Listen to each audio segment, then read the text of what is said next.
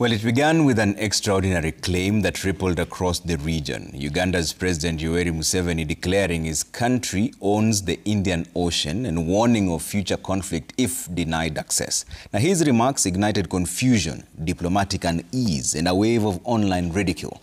But over the weekend, President William Ruto stepped in, not to rebuke him, but to defend his counterpart, accusing the media of twisting Museveni's words. So does Uganda truly have any claim to the Indian Ocean? And what does international law actually say about landlocked states and sea access? Brenda Wanga unpacks the controversy. For a few tense days, the diplomatic waters between Nairobi and Kampala seemed turbulent.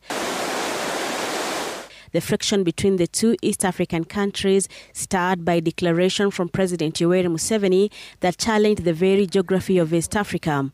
While campaigning for another term as president in Uganda, the veteran leader didn't just ask for access, he laid claim to the Indian Ocean. But that ocean belongs to me.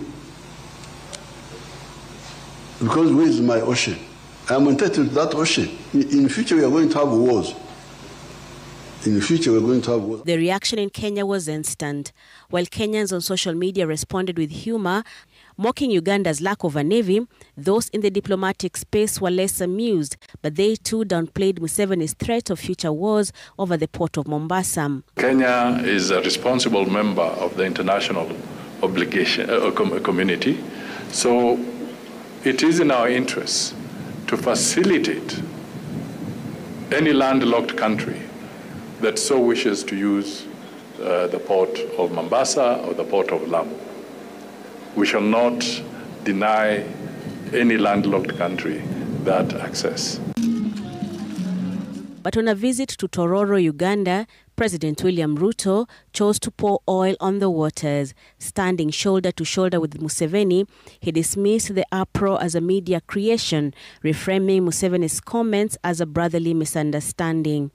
I know people in the journalist space tried to create an impression that Uganda had said something to the effect that they need to access the sea by all means.